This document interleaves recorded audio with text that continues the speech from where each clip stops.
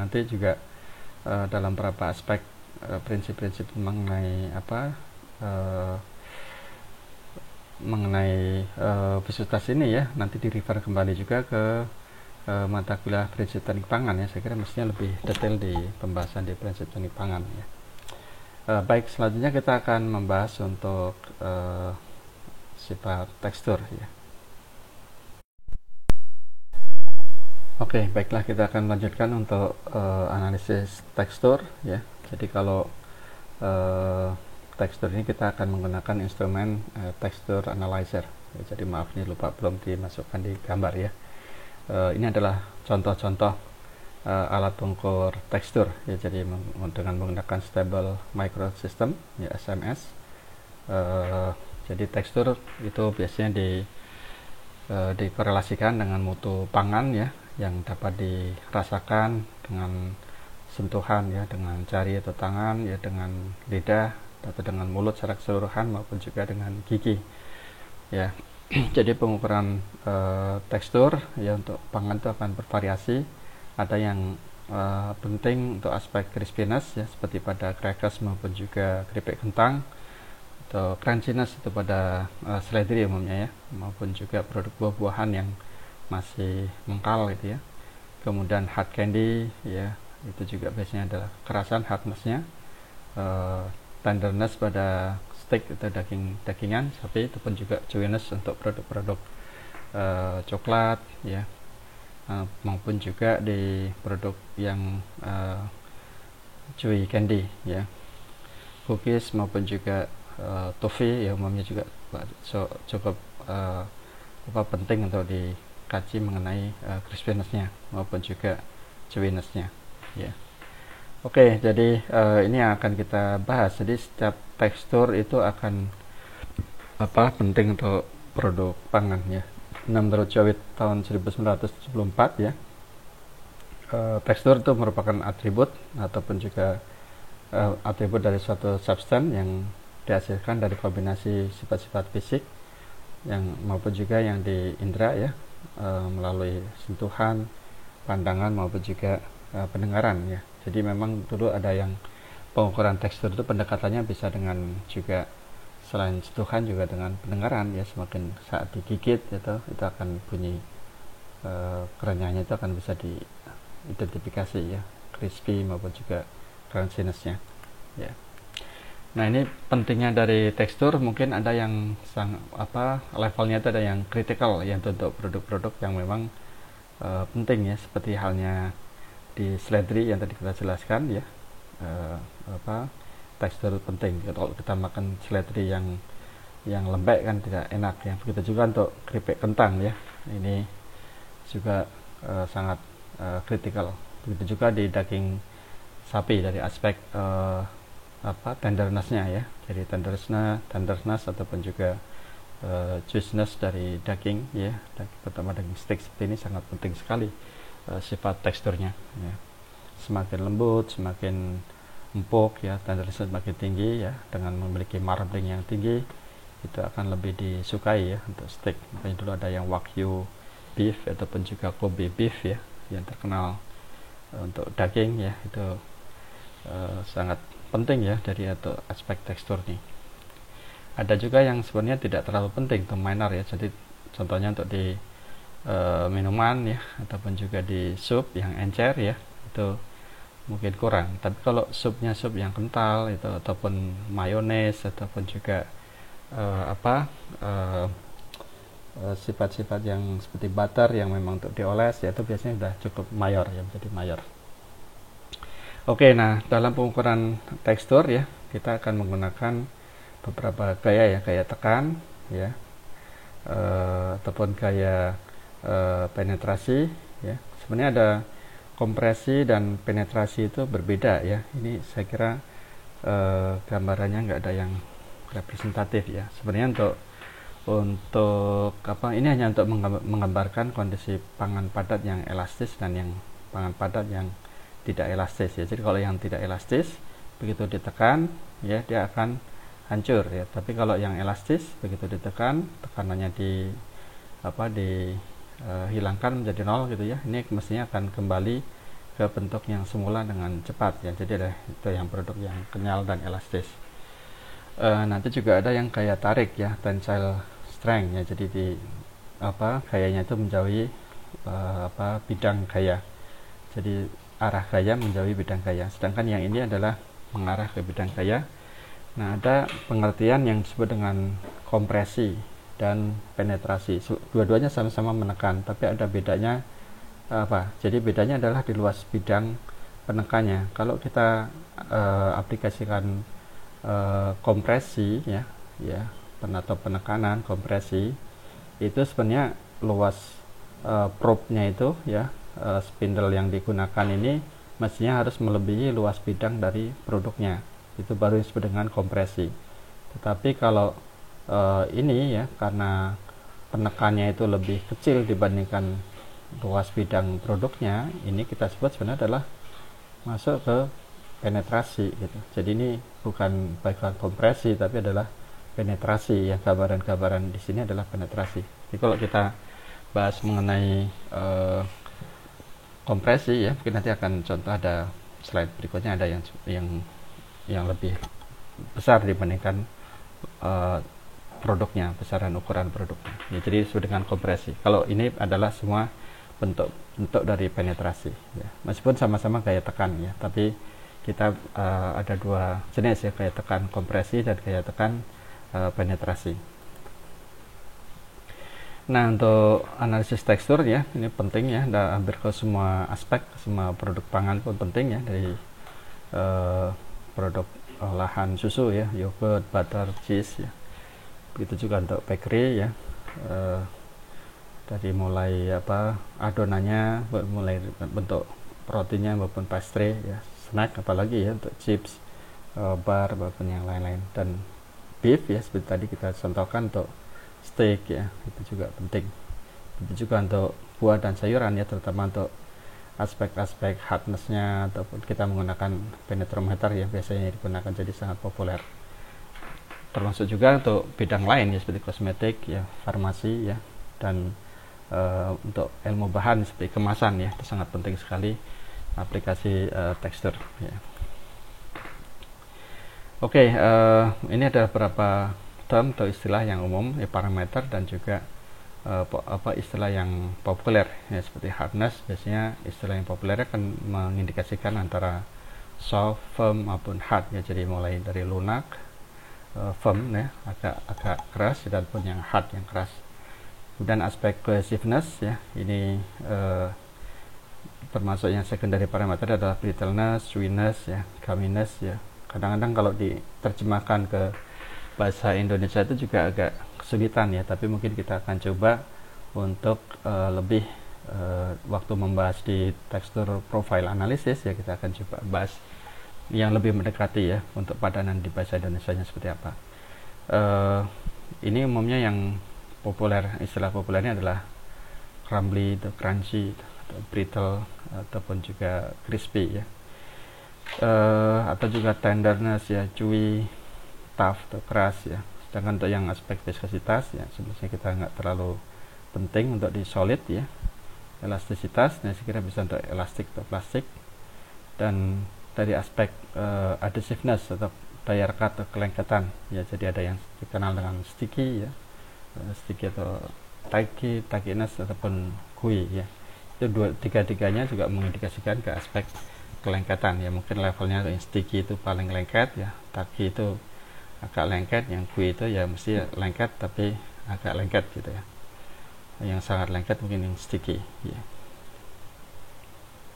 Nah, alat pengukur dari tekstur ini ada dua pabrikan utama sebenarnya di dunia ini yang terkenal. Yang pertama adalah FTC ya, Food Technology Corporation.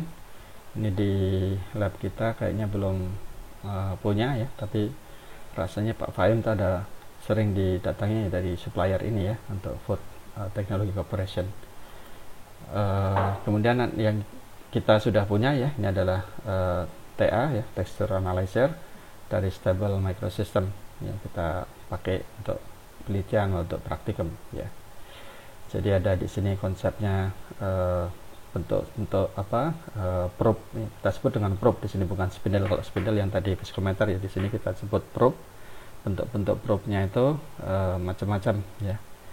Ada yang spherical ya, bulat seperti bola, ada yang silinder, ada yang cone ya, kerucut ya, tergantung dari penggunaannya. Ada yang bentuk pisau ya, untuk menguji daya iris dan seterusnya. Nah, sebenarnya secara umum hasil pengukuran dengan TA, texture analyzer ya, baik itu dengan Stable Microsystem maupun yang dari FDC ya, itu akan ada stiffness ya. Ini sebenarnya adalah grafik untuk yang kita sebut dengan elastic modulus ataupun Young's modulus, itu menunjukkan stiffnessnya, kekakuan. Ada hardness yang paling tinggi ya, nilai stress yang tertinggi itu sebagai hardness. Berikutnya ada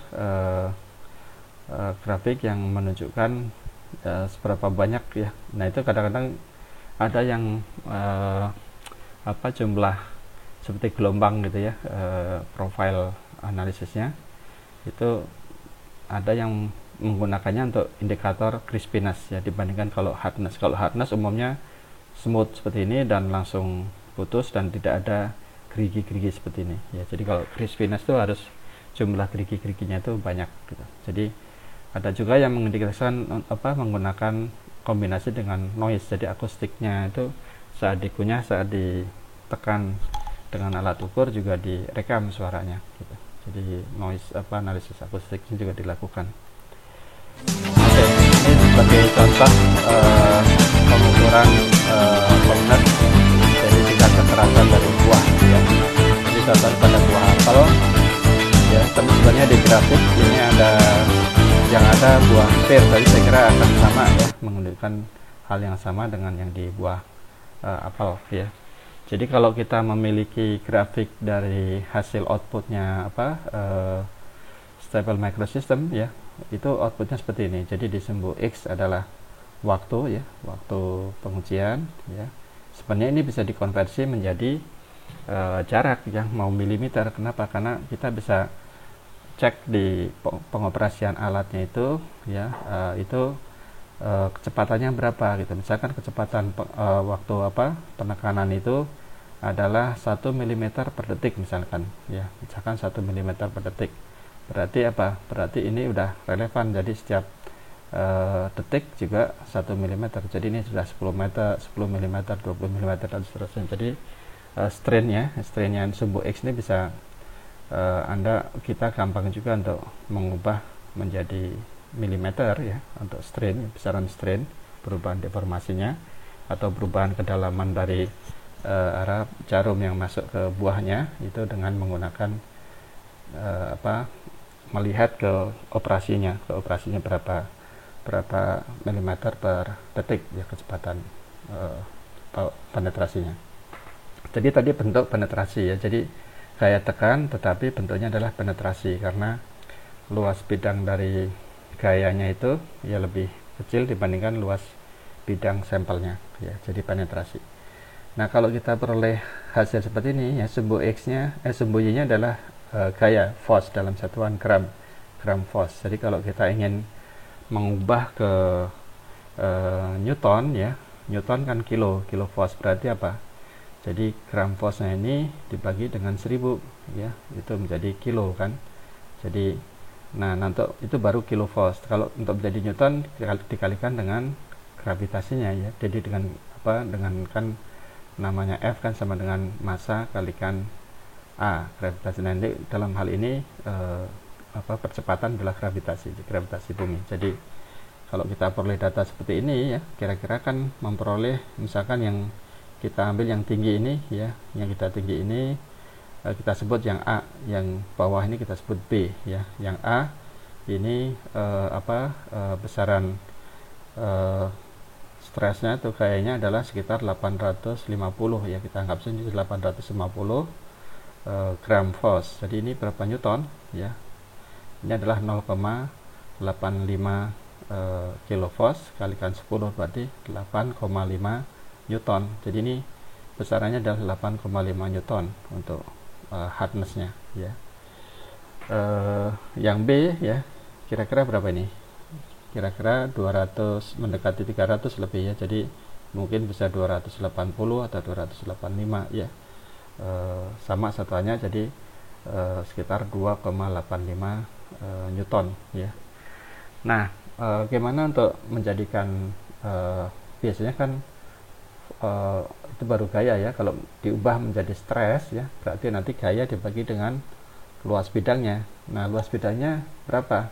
Berarti kita harus mencari data luas area ya, luasan dari spindle tadi ya, apa probe yang digunakan tadi, probe-nya berapa luasan diameter, luas bidang probe-nya itu adalah sebagai luas bidang gaya. Jadi kalau kita mau ukur stresnya ya dalam bentuk satuan stres, kita bisa ukur menjadi itu ya. Tapi kalau dalam hal ini kalau kita pakai satuannya Newton, F-nya itu nggak apa-apa ya, kita masih bisa karakterisasi, kita masih boleh kita pakai Newton ya.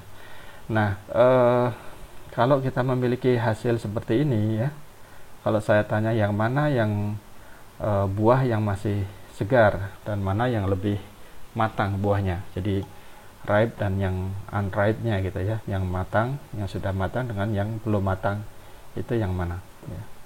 Nah, secara logika kalau yang matang kan mestinya yang bawah ya, yang matang itu yang bawah. Kenapa? Karena kalau yang matang kan otomatis sudah lebih lunak buahnya ya kan, hardness-nya akan lebih rendah, sedangkan yang masih mentah hardness-nya masih lebih tinggi gitu.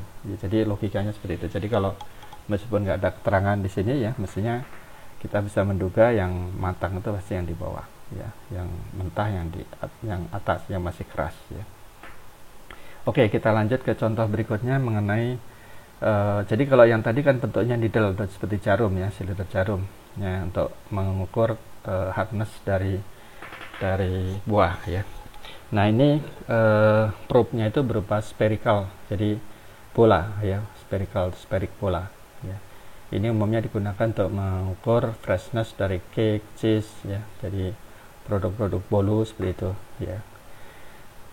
Ini termasuk juga penetrasi ya. Kenapa? Karena luas bidang dari penekan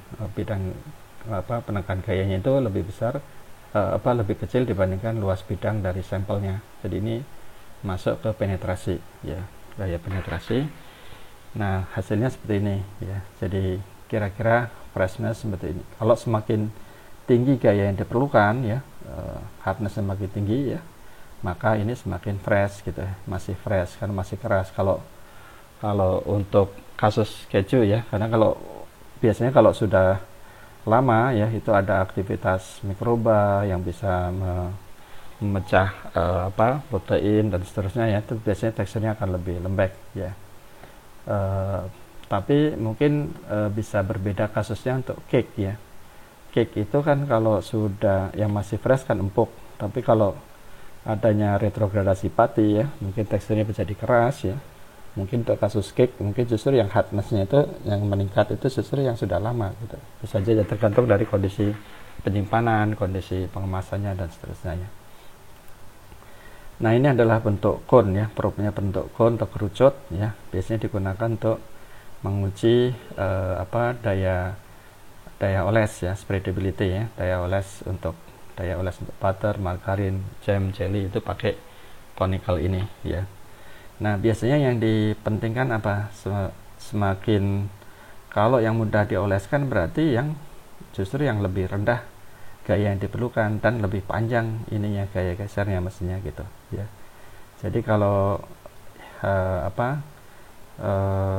sebenarnya semakin mudah untuk dioleskan kan, kita nggak perlu tenaga yang banyak untuk mengoleskan. Jadi sebenarnya lebih rendah gaya yang diperlukan ya. Ini kita hati-hati ya. Jadi di sini ternyata yang di sumbu Y-nya adalah distance-nya ya, sementara yang di sini adalah waktu. Jadi kita harus hati-hati dalam membaca satuan ya untuk grafik ini.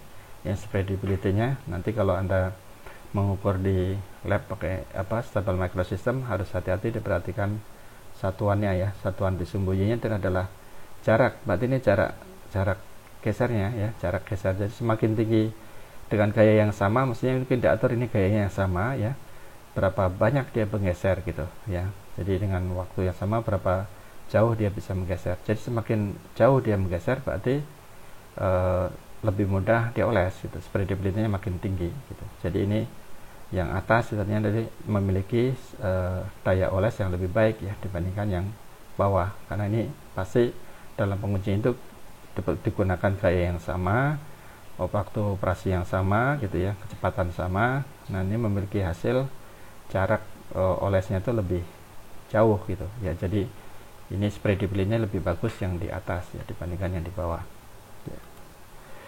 Oke, nah ini untuk yang bentuk silinder, tapi ini juga masih termasuk ke contoh pengujian dengan penetrasi ya.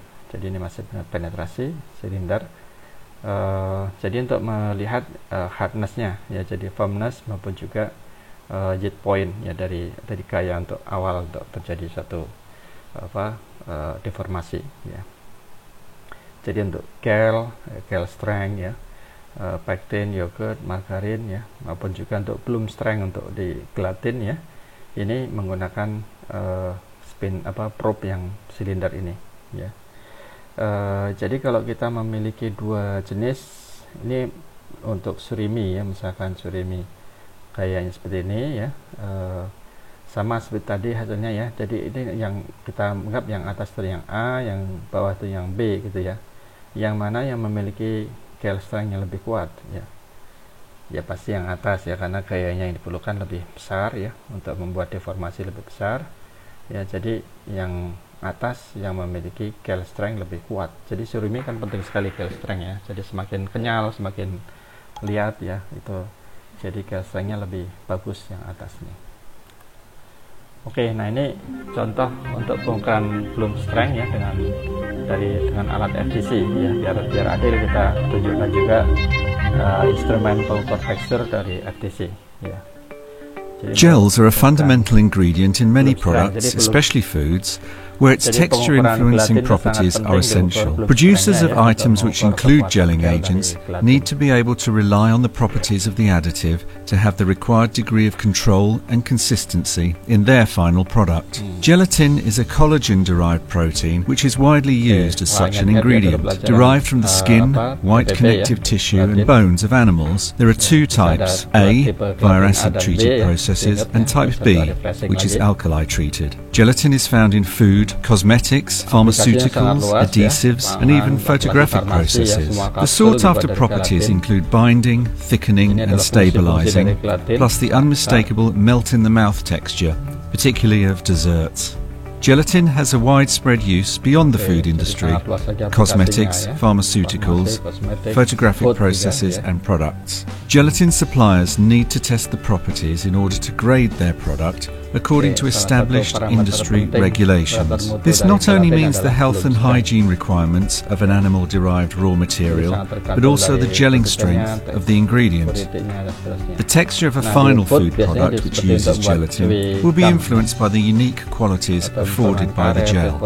The industry standard gel bloom strength test is used to grade and classify gelatin and other gels such as agar, carrageenan, gums, pectin, polysaccharides, colloids and hydrocolloids. An exact method of gel analysis is performed. A specific preparation procedure is followed, including particular equipment. The measured result, bloom strength, is named after Oscar Bloom, who patented the process and used a purpose-built machine, the gelometer. Today, a texture analyzer is the natural engineering evolution of this machine, performing the test with modern levels of accuracy, precision and repeatability. The FTC texture measurement system can control the gel bloom strength test and automatically output the results. FTC fixtures and accessories conform to the appropriate test standards, ISO 9665, AOAC 1985, Gelatin Manufacturers of Europe, and those based on BS 757. The half-inch diameter probe is made from the highest standard food-grade materials. A suitably rated load cell is selected to maximise the measurement accuracy. The automated test program is easily written with the familiar Windows-based environment. Commands are selected to perform each of the steps. The gel strength is calculated from the peak force, represented in grams. The program can be saved to a library and recalled for reuse. The touchscreen-controlled texture analyzer runs samples. The peak force in grams is the recorded bloom strength. The texture analyzer can repeat the test again and again. The TL software can export to Excel for further examination and traceability, and format the results in a user-customizable style for a clear reporting and audit trail. The gelatin producer can reliably refine and retest their processes for the results based on bloom strength. Kita lanjut ke berikutnya ya.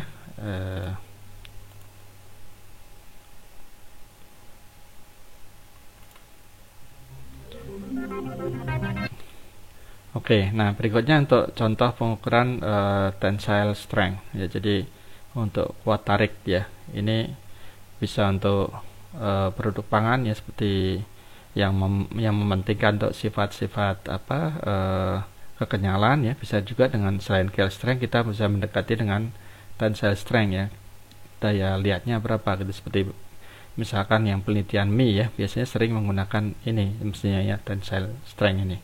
Jadi gaya tarik ya, gaya tarik, dan apalagi untuk pengemasan ya, pengemasan plastik ataupun juga yang untuk penelitian edible film ya, ini banyak menggunakan pengujian sifat mekanisnya menggunakan tensile strength ini.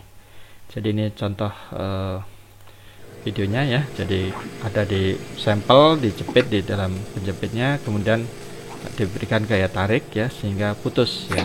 Nah, jadi nanti dari sini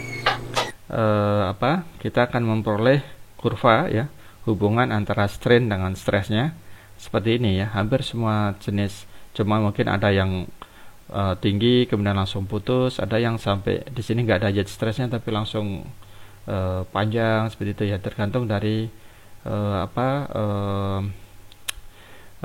jenis ataupun karakteristik dari bahannya sendiri ya, bahan. Jadi secara umum ada yang disebut di bidang awal ini disebut sebagai elastic region. Kita ukur adalah yang modulus, jadi slope-nya ini ya. Kemudian kurva yang muncul pertama adalah yield stress ya. Kemudian ada yang kurva maksimumnya.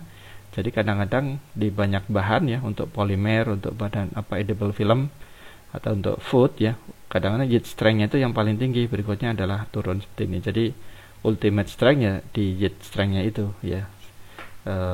Kemudian sampai putus kan pengukurannya, jadi sampai putus. Jadi diukur seperti sini. Nah, nanti saat diputus ini kan kita ukur juga berapa jarak yang sudah strainnya yang terbentuk, berapa deformasinya berapa. Biasanya kita bisa menghitung adalah delta L-nya, ini kan ada pertambahan panjang ini sebenarnya. Yang diukur oleh alat ini adalah pertambahan panjangnya, delta L-nya berapa gitu. Jadi dari data uji tarik ini kita bisa memperoleh data-data elastic modulus atau yang modulus. Ini yang menunjukkan dari stiffness-nya ya, jadi kekekaran dari bahan. Kemudian kita peroleh juga yield strength, jadi kayak awal yang diperlukan untuk terjadi suatu deformasi ya. Kemudian tensile strength maksimum ya, ataupun tensile strength at break ya, pada saat putus itu berapa gitu ya. Berikutnya juga kita bisa menghitung persen elongasi. Jadi rumusnya adalah dengan delta L ya, pertambahan panjang ini dibagi dengan panjang awalnya ya, L0 nya berapa. Jadi saat diuji ini kan diukur jarak tadi ya, misalkan 5 cm atau 3 cm. Nah, pertambahan panjangnya berapa, misalkan tambah panjangnya adalah 10 cm gitu. Jadi 10 cm dibagi dengan 5 cm kali 100%, jadi berapa, 200% gitu. Jadi ini adalah untuk persen elongasi. Sedangkan yang lain-lain tinggal membaca di sini. Jadi nah, kan ini sekarang kalau satuannya diminta Pascal ya. Kalau stres kan artinya harusnya sudah satuan tekanan ya. Jadi harus dengan gaya per luas bidang ya. Jadi karena memang sebenarnya yang standar kalau kita menyajikan data itu harusnya adalah di dalam bentuk stresnya ini ya. Jadi gaya dibagi dengan luas bidangnya ya, jadi Pascal. Jadi nanti untuk memperoleh satuannya Pascal ya, kita ukur besarannya dari F-nya berapa ya, dibagi dengan luas penampang bidangnya kayaknya itu ya. Nah, ini yang sering salah ya, sering kejadian ya saat kita mengukur luas bidangnya ya, luas bidang sampelnya. Umumnya dicari kan, ini sebenarnya bentuk apa sampelnya kan seperti, kita mudahkan aja seperti persegi panjang seperti gini ya. Jadi